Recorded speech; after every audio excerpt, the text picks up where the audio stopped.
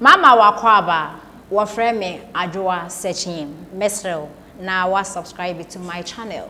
Mia notification bell also for more news. Godon. Minia. Say afidi me catch so. That's been why ahometi afi pa. Mesrel. Oman mu aye wo no. Embra enti. Esisienti na embra wo na court wo. Asemwa abaya we kanya asempo. Say obi akofo obi asase ne ade.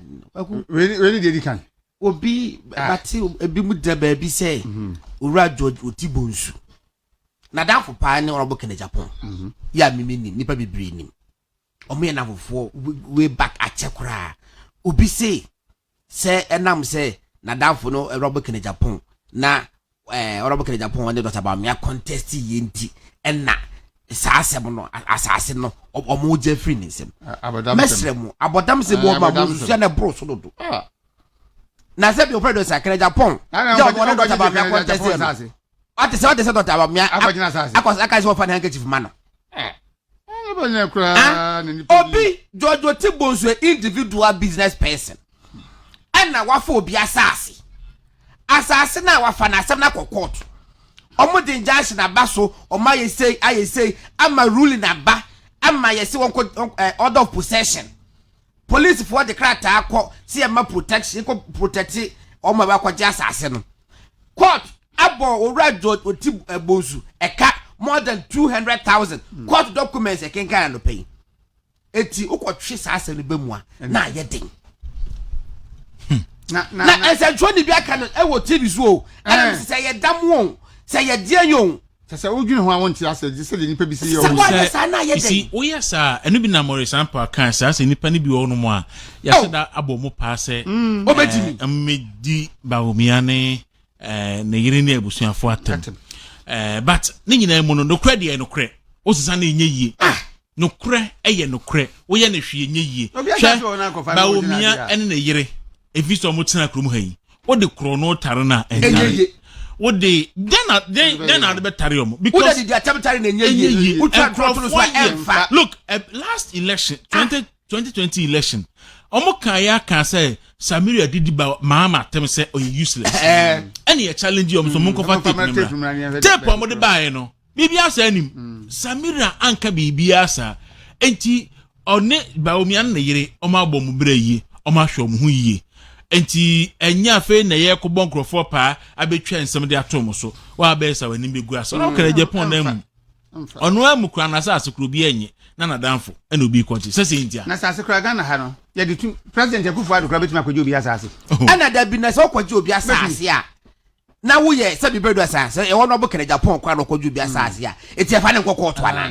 na me ka no president Akufo Addo kwaje obi asase na nyandia ye do ko vi refer the court na court wa asase na Japan asase ho asem no de court ena judge bi e bi o nya asem bi because ono ka Japan akasa mu na asase kra ya jia finisem amode court ema judge no na oni asem no yie ena ode abufuo court TV so ena kan sem bi a na nuti akoto no ena ye ton sa frɛ no enti ono ka na Japan no amu kana asase kra ho ka na Japan eho kan de Japan na sase obi Jeffrey ni sem emo no de court ema wi ase no emu na free court oba na nye hunti obeka ase mi mekofa ase mi bae na obi de asase so sebe enye second lady dia ni nua be na bo ni di omu no enye de dia so why draw her in and now obeka kokon se mo obeka central yes nkwara mi bi na no moko na bells you na mo ba ko ade ni ba ko tira hye ha wo twa no go ma mpanfo gina yam hihye no ba ko na aka no so no obobo no bi no ne pee pants hye no na woro na papa ba ko wajimi wo mo ni bi aseme woro ne dross na one dross day ogun ni ma se keke wajimi ni no nko ebi na etu da hwe na misbi mu ani ba se na ebi na dis for no ye no bontin wo ntimi ni ba wo yanko eti mo yan pense mi fangu wo mo ni ma se just like that ebi no wo ye all right enti da sebre another alternative route na kokro bi te die saba be pie mo October saba be pie ha ya Ah, you are talking about say baby to say a year blocky. Togu to we jam block. What is the best way out? We jam no block because yes, sir, it's for anope any radio so because of a technical challenge on the mountains into any radio so YouTube no so asante me pacho me ene na ya minim ne ntia YouTube name and also Facebook wo honti mesrɛ mo a mo send message no mo betimi akɔ Facebook mo kɔ Facebook a mo nsa ebekan on our Facebook page na mo betimi ahwɛ wuntumi movement TV on Facebook Movement TV on Facebook offer on so bekan me di kwaku da wuru asebre ejejamana ne God Nasar bidi akon e na match communication me boa enti nipa anya kwa ne odi kan eye kwabrabo atin no tosu mi no the ballot paper eye Dr. Evans Dua no tosu mi ensa eye Clansman Kakari Mensa no tosu enan eye Helena Mensa enum eye Jacqueline Abena Pukuya Amoa Boate no toso ensia eye Portia Bafo Abronye no toso enson eye Kwesinya Ntechi no toso enwotwe eye Aaron Prince Dua en no twato eye ya achanwa aboaje tio monne enipa nkron so far part no acclaim so mon contest ewo eye so constituency primary nani bra brief SHS ne ba ben ne na ben ne be ko free SHS ni bi ne ba ben akufo ado ne manyina ko school ewie John Dramani Mahama na ne ma wasesa omu from Ghana to Dubai hono omo te omu ko school enti na Ghana education be say amfa no ho because what the man no nyina adane nom achechede enti sura de ye fo omu nfa ho tobi but papa we buy no onye no free SHS no nye no na mbehu because no omo won hyehyeye say Dr. Mahmoud Bawumia will come after Nanado into what the digitalization obe move from physical cash to digital cash enti mumanya educated the youth majority of them because of my to education so let us take risk and educate majority of our youth every year now over 500,000 students could not make it to SS because of money. And yes, I'm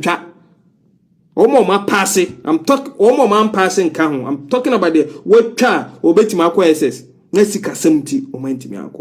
I had this very good friend of mine, JSS Bernard, very brilliant guy. Well, he was from the voter region, every guy. Akwan Bonguma, Bernard Bonguma. School fees in T. Bernard Antimi Antro BC Bo. School fees. And the time o mampani kufo Eddie F Cube free compulsory basic education. I was very happy. So I then called that my friend said, Bernard, now we don't pay school fees. Come back or say, Jack, okay, it's too late. It's too late. I don't know his whereabouts now. Now GDS and free education wo na madam for you ko bia kan na wunim nipa awaye kan na wunim nipa awaye and NDC they don't want to talk about issues, they don't want to talk about and a personality attack